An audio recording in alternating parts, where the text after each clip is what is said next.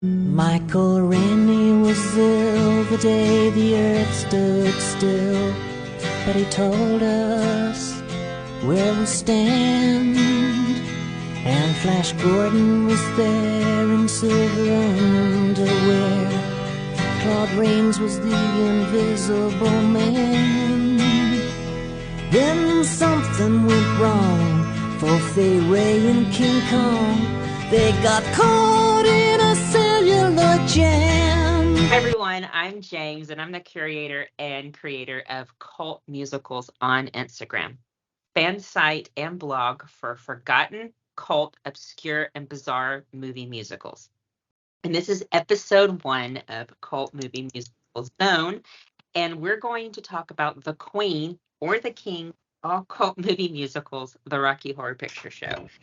Now, this special guest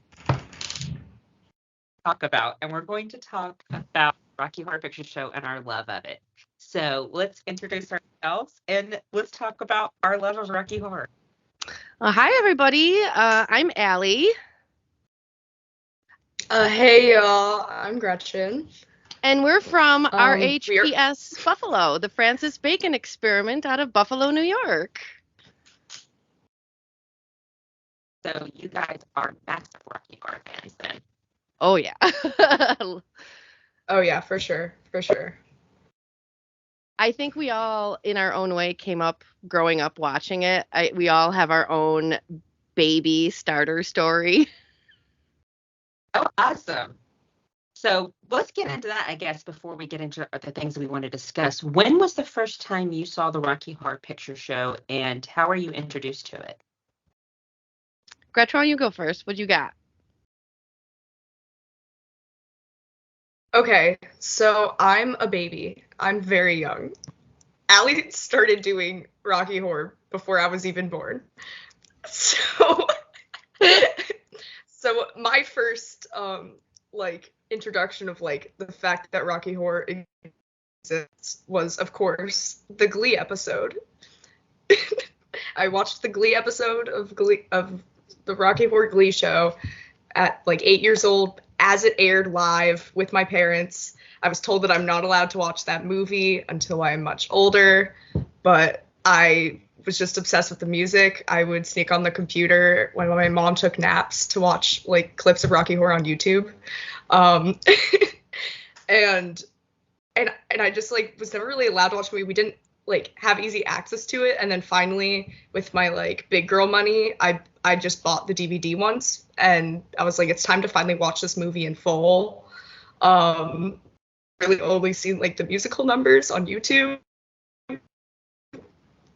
and I watched it and I immediately became obsessed, and became really obsessed over the pandemic, becoming a Rocky groupie to Shadowcast shows, and eventually joined my cast.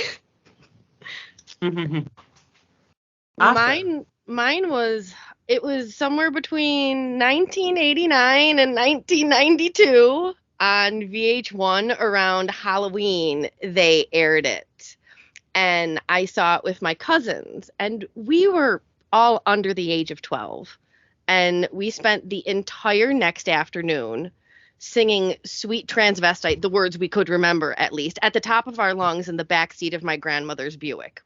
So the signs were there.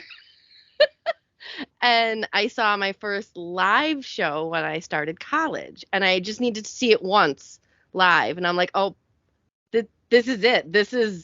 These are my freaks. These are my people. It's like that feeling of going home, but you didn't even know you were missing it. Before I start, are your guys' feedback okay and everything? I mean, You hear okay? Yeah. Okay. Maybe it's my feedback. So my introduction to the Rocky Horror Picture Show. So somehow on VH1 they had some sort of celebration when I was about 8 or 9, and the guy who plays Will from Will and Grace sang Sweet Transvestite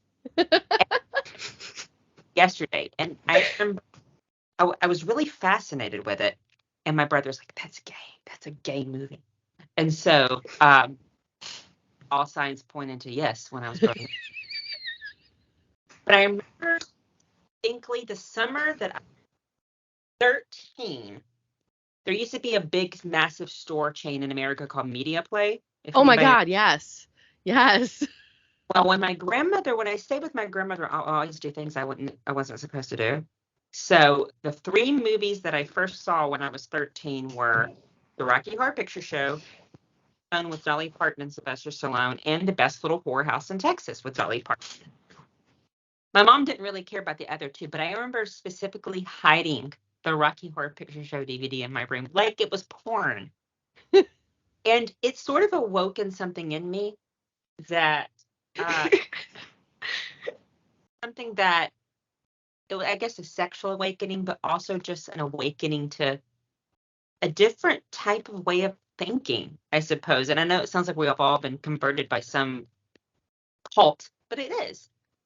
But the Rocky Horror Picture Show had a massive impact on my love of musicals, but also it sort of started my love of bizarre musicals. Like The Sound of Music, Grease, West Side Story, all those movie musicals are garbage.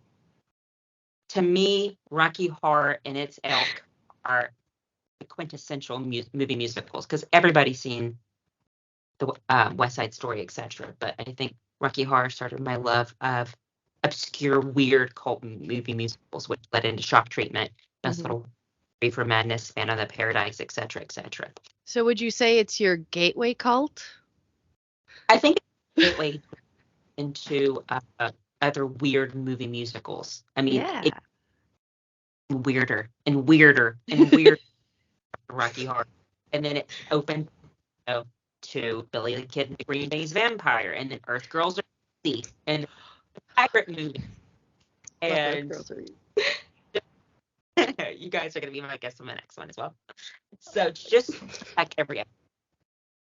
But yeah, so the Rocky Horror, of course, we could argue, is it the queen or the king of the cult movie musical? In my opinion, we have a king, and I would consider Rocky Horror to be a queen, pun intended. I'll go with that.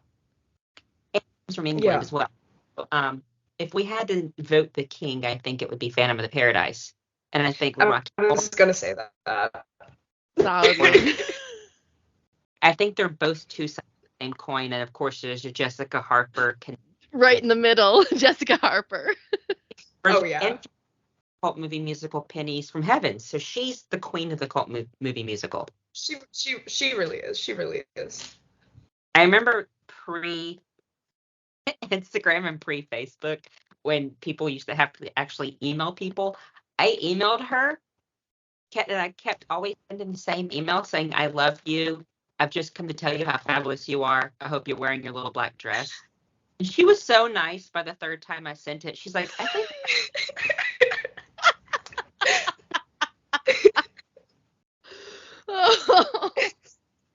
I was like, oh my God. So gracious.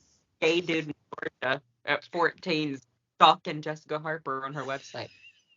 So anyway, let's get into just our questions, our discussion questions. And anybody can lead. I can lead the first couple, and then we can.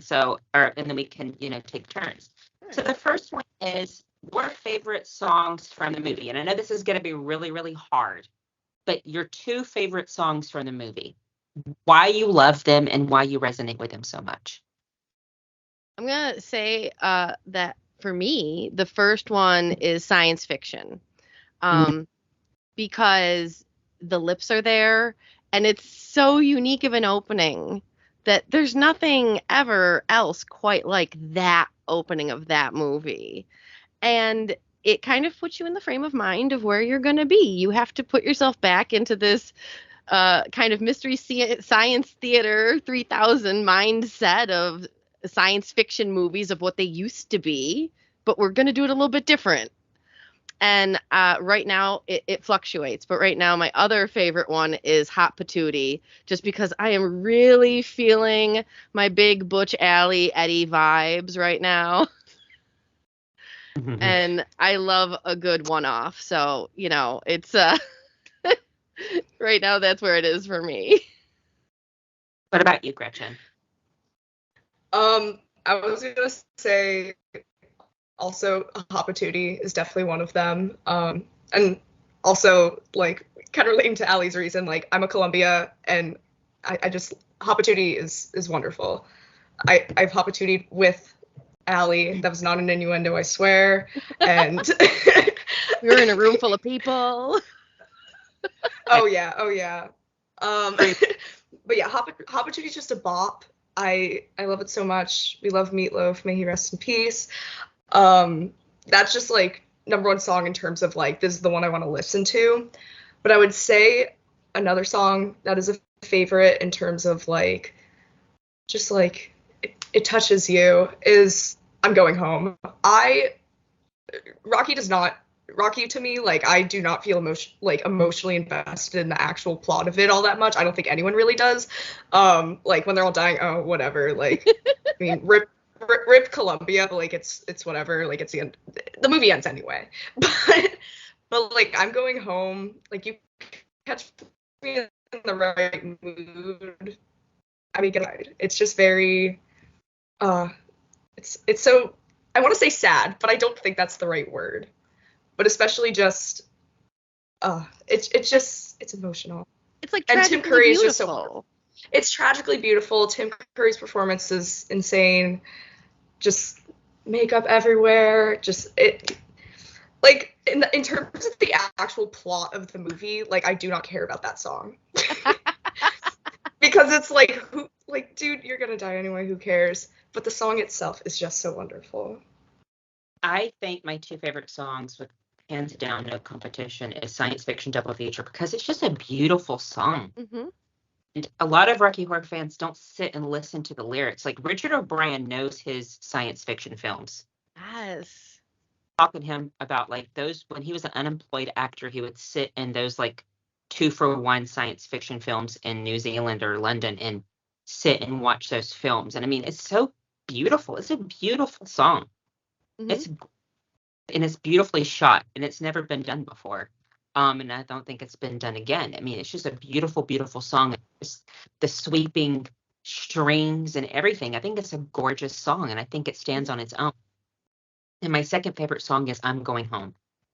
I think it's so gorgeous. And Tim Curry does not get credit for the beautiful voice that he has. I mean, he's known for actor Yes. and he's a gorgeous singer. I mean, if you listen to his other cult musical performances as Nexus or Hexus and Ferngully, Toxic Love. Oh yeah. Tim Curry in Pirates of the Penzance. Like, give me Daddy Tim as a pirate. Yes. But I'm Going Home so beautiful. And it makes you feel for Frankenfurter, even though he is amoral, you know, he doesn't have any regret. But in that moment, I think you sense, maybe I'm thinking too much, maybe I'm thinking this too deep, but in that moment, you sense a sense of and murder, I think, and you're like, he wants to go home. Like, I don't know if he's doing that because he's a master manipulator in that song. He's trying to manipulate them, be like, oh, everything I did is because I'm missing going home. Mm-hmm. Or if he truly is like, no, it's just so heartbreaking, especially when everybody's clapping for him and he realizes no one's there. And it's like, then you sort of, I don't think if I'm Going Home was in the film and in the stage musical, when he was killed by Riff Raff and Magenta, I don't know if you would feel sorry for Frankenfurter. But that song, he sort of exposes his, and maybe he's not as immoral as we think he is. And or he just has some persuasion. And you're killed. I actually have the theory, and the stage version that I saw here in London of Shock Treatment sort of nods to Cosmo and Nation being Riff Raff and Magenta. I mean, their name Cosmo Nation, Cosmic Nation. I mean, so I think personally that, those three are Riff Raff, Magenta, and Columbia, and the stage musical sort of even alludes to that. But don't get aggravated, but Nurse Anzalong's not in the stage adaptation. Yes. I'm heartbroken. Decisions had to be you made. actually saw the stage production? Oh, that's how can you get rid of? She's the sex appeal. How could you possibly? Uh, we'll save that for shock treatment episode. So Oh the yeah, plot, for sure. the plot itself is not very original because I think it's spoofing a lot of the horror films where innocent people get pulled into the castles. Absolutely. Dracula, Young Frankenstein, even. Mhm. Stage musical, I'm sorry, The Bridge Is Out, You'll Have to Stay the Night, which was written by the guy who wrote the song Monster Mash. And then, of course, the 70s sexploitation film Thundercrack. There's lots of similarities with Rocky Horror, but I think Richard O'Brien wasn't trying to be original in the young, innocent couple going into a castle, but what they uncovered in the castle is what's so original. A world of liberation, etc. Right. It's like, yeah, there's a bad guy, but he makes you feel so good. Why are you enjoying yourself? The real journey was inside you the whole time. Like the phone is Unintended. inside you, sort of thing. The call is coming from inside the castle. There's something original about it in that, Brad and Janet, there's so many fan theories. Brad and Janet's car breaks down. But my theory is that they did it to lure them in. Oh, of course. Oh yeah. So, Oh yeah. so the Like- plot-wise, you think it's super original? And what about the plot sticks out to you? Both. I think you hit it. I don't think Richard O'Brien was trying to be original, but I think what he did is he took a trope that seemingly everybody knows, which is the greatest way to get everyone invested, and then he gave you a twist. But he made it dirty and sexy, and he made it okay to enjoy it. And I think that that's a big part of it. It's more than just it was different, and it's more than just it's a bunch of weirdos. It's okay. Totally okay to be this way. I think that's part of what keeps it having longevity. Gretchen? Yeah, I think both of you were like on the nose. I will say when I think about like what the plot of Rocky Horror is, I try to think of like what the lesson is at least supposed to be, and I think the lesson is like sex, drugs, and rock and roll, but like once you start like killing people and stuff, it's bad. So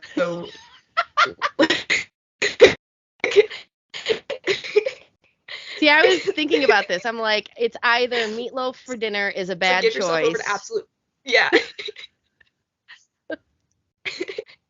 It's okay to be weird. It's like it's okay to be weird. It's like it's cool to just like be sexy and I don't know, like fuck people and stuff. But sorry, I don't know if we're supposed to curse. My bad. And like it's okay, and you and even the viewer watching it is like, oh, okay, like I can get behind this. Mhm. But Nope. then you have to draw that line, and according to Riff and Magenta, which is totally valid, Frank crossed that line. So then his fun had to end. I think it's don't dream it, be it. Which whatever you want to be it. Yes. Whatever right. you Mhm. do it. I think, the reason Richard O'Brien did that is because he was an unemployed actor, and this really catapulted him out of poverty. Mm-hmm. And I'm like, and it's really powerful, the scene, in the pool, don't dream it, be it. Yes, it could be about sexual liberation, which it was the 70s, it was the Right. height of Studio 54 sexual, exploration. But I think the don't dream it, be it really could apply to everything in life. If you want that job, go for it. If you want that person, go for it. If whatever you want, do it. And as cliche as it sounds, that's a really powerful statement. And I think that is what brings Rocky Horror fans, and not only they're gravitated towards Rocky Horror because it's something forbidden and taboo, Mhm. but there really is a powerful message underneath the glam and the glitz and the horror. And it's like, whatever you are, you're accepted here. Whoever you are, you're accepted here. And whatever you want to do it. you know? Absolutely. It's sort of echoed in the fact that Transylvanians aren't all uniform. They all look so different, and they're all these great like subtypes that didn't get a whole lot of heavy screen time. You got short people, you got old people, you got people of color, you got bigger people. They were not your ingenues, and they were all having a freaking blast, partying down and like just really vibing, and they were totally happy, you know? Now, characters. I'll let you guys start. What are your 2 favorite characters in the film and why? Gosh, that's a hard one. I have mine ready. Oh, God, go.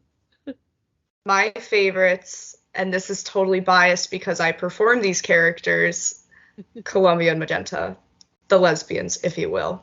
Valid.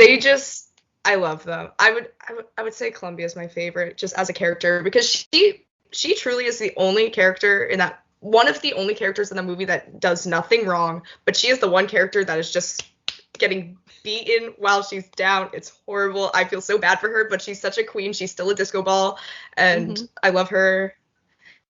And Nell Campbell's just like gorgeous and talented and amazing. Columbia deserved better. I love her so much. And then Magenta, she's just like, she's wonderful. I think that she is so funny. I just recently learned the role of Magenta, so I got to pay a lot closer attention to her. Patricia Quinn's performance is so like funny. Like, she just makes the funniest faces. Her physicality is so like bizarre and in the best way. And just both of them are just so fabulous, and they're just so wonderful to me. I love them. But again, I'm totally biased because I play those characters, so like I pay particular attention to them. But yeah, I love the lesbians. I love Columbia and Magenta. Oh boy. I think that my number one favorite character might be Eddie. Because you got a strong plot line happening. You have met all the characters. Frank is knee deep in his evil plot. And Eddie literally just kicks the door down. Is like, you know what we need? A saxophone solo right here. And he just has this, like, he's the chess game you're playing in the park, and the bird lands on the board and knocks all the pieces over and struts away. That's Eddie. And then he gets a cameo later. I love that for him. I love that journey. And I think, my other favorite character, I'm gonna go with the one that got me into it, the first character I played, and that's Columbia. I came up as a baby Columbia. I could tap dance. I had a top hat. It was like kismet. And I got to meet Nell the first time I went to convention. Moral person in the film. She, like Gretchen said, she doesn't really do anything wrong. Like, so let me get this straight. She was walking down the street just to having a think, and all of a sudden this snake of a guy, and she's caught up in this whirlwind of delivery boys and sex, drugs, and rock and roll. She gets kidnapped. Right, you get that impression. She gets kidnapped while busking. This is an America's Most Wanted episode. Where is the Shat? I didn't think about it. And if Columbia, you love Columbia, if Columbia is Nurse Anzalong, she's kind of treated like shit in Denton as well. She really Facts. is. Yes. Yes. Absolutely. Janet, she's like, sign the contracts tomorrow. Oh, yeah. No, because Anselon knows. We'll talk about this during shock treatment. Disregard.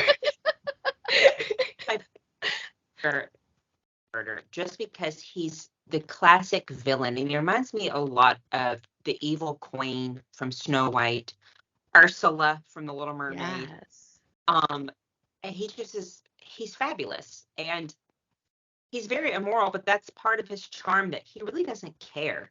I mean, he doesn't care about anything. And I think my second favorite character, I had to really think hard about this.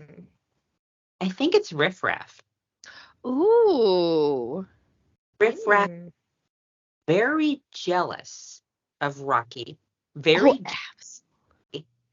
possibly Riff Raff had a thing for Frankenfurter. Oh yeah. Oh yeah. That's why Oh, he got for so sure. upset. And he's like, they never liked me. And it's like, Richard O'Brien did a really interesting interview on the DVD of Rocky Horror, and he was like, it was Riff Raff that burned the midnight oil. It was Riff Raff that basically made Rocky. It was Riff Raff that did all of that. And I guess he's a scorned employee and a scorned friend. Yeah. It's really interesting. It's a really weird, like, juxtaposition between Frank and Riff Raff. Like, yeah, it's interesting. It makes you wonder, is Riff Raff the good guy or is Frank the good guy? Or are they both just horrible? I think it's just equally terrible aliens in a fabulous castle together. By the way, that castle, is a hotel here. Did you know it's I a still hotel wanna see now? it. Yeah, did you know the castle's a hotel now? It's It's a big joke in the States when people are like, Did you know? Did you know it's a hotel now? yeah, It's So like a wink. let's talk. I mean, this is so easy, but it could be something different. It can be personal or, just broad and varied. The legacy and the impact of this movie musical. And we can start with you too. What do you think about the legacy? What do you think the legacy of Rocky Horror is? Superficially, but also deep-wise. I just went to a pride parade yesterday and I marched with one of our sister casts in a different city.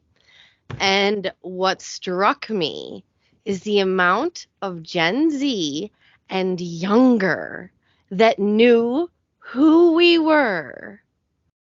That, for me, because as Gretch said, I've been doing this for 37 years. No, not nearly as much, but almost. And I always keep finding new ways to fall in love with it, you know?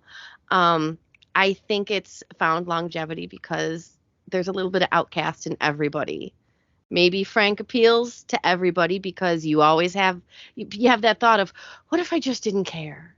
What if I just did whatever I wanted? What if it was just everything for me? What would that look like? It'd look like Frank. You would look fabulous. Gretchen? So I think its legacy and its longevity comes out of just, as Allie said, there's a little outcast in everyone. Like, as people always say, like when is Rocky not going to be like this culturally significant, like as it is? I guess I would for news, like when is it going to end? And Never. I just think that, like, it's just, and as a young person, like, who is now in, like, at least the Shadowcast community, as well as, like, the online just community of Rocky fans, and there's just so many young people, and I just think it'll always resonate with people, no matter how no matter how much the movie, like, doesn't age well in certain ways. I think just the message of it, don't dream it, be it, the fabulous musical numbers, the fabulous costumes. I just think that there's always going to be new people that, as they're growing up, someone will show them this movie, they will see it somehow, and it'll just resonate with them, especially like, I know a lot of young queer people, especially like myself, really resonate with the film because it's, like, some of the earliest queer representation I ever saw. Like, there, and especially looking back on it, seeing that this movie is from 1975 and seeing this queer representation is also something very nice. It gives you, like, the warm fuzzies a little bit.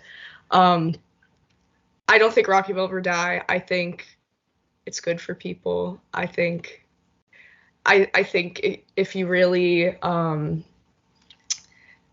like take over. it in, yeah, if you really give yourself over to absolute pleasure, Mm-hmm. I think you can really think about it and maybe help improve your confidence as a little weirdo and have a happier, better life because of taking. I think Gretchen froze. Oh, she froze. It was so And lovely what she was saying. she froze in a really fabulous pose. She looks like she's in a Maybelline commercial. Maybe she's born with it. Maybe it's Gretchen. What she's here and speak. Superficially, I think Rocky Horror. So this, I'll get to the deep part, but superficially, I think Rocky Horror Picture Show, even though it took about 5. Oh, there. You froze for a bit. You spoke too soon. There she is. Oh, she's struggling. I'm so sorry, my internet cut out. No, randomly. you looked fantastic. I've been having though. some internet issues. Very but it was a seems very to be good now. flattering picture. It was fine. I think superficially, before we get, I think it took a few years before Rocky Horror Picture Show became a cult film, but then it went super cult. I think it gave subsequent movie musicals the balls and sort of the chance to make really offbeat movie musicals. Without Rocky Horror Picture Show, of course, there'd be no Shaw. There would be no Xanadu. Right. There would be no Apple. There would be no the Reefer Madness movie musical. I mean, it gave sort of, I guess it lit the spark. I mean, Phantom of the Paradise, I think, was, not the spark that started the whole thing, but I think it was the segue into the spark. But I think Rocky Horror Picture Show gave, just the ability for movie musicals to be offbeat and strange and weird. Absolutely. Now, here she goes. Let's see here. Admit. You're back. There she is. Now, on the deeper Okay, level, I think it should be all right now. on the deeper level, I think of course that it's so many things, so many films, and so many properties that have cult statuses have been swallowed up and consumed by mass market and mass media. Fox tried to mass market it. When Disney bought Fox, Disney tried, and of course with the god-awful remake that shall not be named. But I think that things about Rocky Horror is that it's completely owned by the fans. Yes, absolutely. We control merchandise. We control everything. I think we refuse as Rocky Horror fans. We don't want anything else. It's enough. Yeah. And shock treatment is like the cherry on top. But we don't need the Rocky Horror Muppet special. Although that would be great. I won't say no. We don't need we don't need trivia. We don't need this. And I think Rocky Horror stands alone in the fame that continues to be what it is. And I don't think it needs conditions. I don't think it needs. I think it stands the test of time. I think it's completely owned by the fans. I think whatever changes are wrought in it will be completely societal driven and are needed, because the Rocky community I started in 1999 when I was 18 is not the community I'm going to be seeing next month at the national convention. And that's great. That's the way the world should be. You grow, you learn, you advance, you adapt, you change, but we're going to keep the tenant values of Frank and hold them dear, but we're going to take it into the next 50 years. And, I'm just sad I'm not going to be around for the 100th anniversary. We will contact you via Ouija board. Thank you. Like Houdini, just do it on my birthday, set out some coffee. But Rocky, like the Wizard of Oz, it cannot be remade. It's perfect as is. And it's one of those films that stands the test of time, and it just it's a religion. It really is. I mean, it's like mass if you go to the shows. It really is like mass. Oh yeah. And if that, I mean, regardless of your faith and stuff, it possibly, and this might be deep to say, we love deep. It's probably the closest thing to a religious experience a lot of people have. or a lot of There, yeah. there's a pomp and circumstance to it. There's a routine. There's a ritual. If you've ever been to a Catholic mass, it's the stand up, sit down, shout, sing, pray, Olympics, and it's very similar. It is. What do you think about that, Gretchen? Do you think it's similar to a religious experience? Oh no, she froze. She's praying. She's All right, Gretchen's in confession. She'll get back to us. In 3 to 5 business days. But I do. I think it's beautiful. And it's a beautiful film. And there's so many films and so many things that are looked at superficially. But if you take away the glamour and the glitz of Rocky Horror, there's something beautiful there that Absolutely. lasts, that brings people together and will keep people together. And it stands the test of time. And instead of it changing to like evolve to new generations, I think it just welcomes you regardless of who you are, when you live, etc. I mean, it's why we are talking now, right? There will always be outcasts. No, there will always be those people on the fringes. They're never going to go away. Society will always have, the poor departed ones, the lost unfortunate souls we are. So in the last few minutes, everyone, I don't actually have, this is something I'm going to leave to the guest. If you had to name your cult of Rocky Horror, because, Hedwig has their own heads or whatever, Phantoms have their own Phantom fans or whatever, what would you call your group of Rocky Horror fans? I know Allie's got some twisting in her mind. I think a real simple one, a real alliteration is for cool kids kind of vibe is number one Frankie fans. Of course. How about you, Gretchen? Oh, we can't hear you. You're muted. Okay, Hey. I'm not muted anymore, so sorry. Okay, so my idea is kind of goofy, but you're just gonna have to deal with it. The fishnet fishies. Mine's so boring. It's the rich. Am I rich weirdos? That is a shadow cast. Oh Lord, I think I'm Brad. I didn't realize but I've gotten so vanilla as I've gotten older. I'm Brad. Do you know how to Madison? No. You'll learn. You better get to learning. You better learn. It's been so great, and I have a feeling I'm getting a premonition from all the departed Rocky Horror characters that have passed on that you all are going to be a staple and a regular on this podcast, so we can talk about Reefer Madness and Phantom of the Paradise and Shock Treatment. Thank you so because much. I want to talk about all of these. Yeah, thank you so much for inviting us. About Rocky Horror. I was like, you have to have RHPS Buffalo. I cannot not have them. We have enjoyed our time on the internet and meeting all of these wonderful people. That's how I met Gretchen. I am not a cautionary tale about meeting strangers on the internet. I met Gretchen off of TikTok, and all of us are alive and happy. But this finding of a community for us in Buffalo and getting to be part of this bigger community we all get to see next month at convention, it's so exciting. It's so invigorating.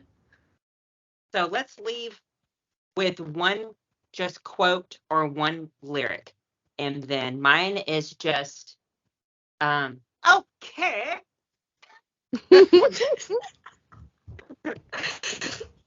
One Frank, okay. Allie? I'm going to go with magenta. Gretchen?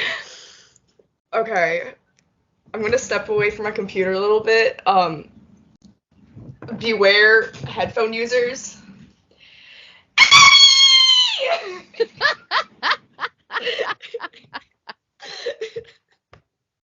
Curtain. All right. I will reach out about Shock Treatment, and thank y'all so much for joining me. And I should have the episode up soon.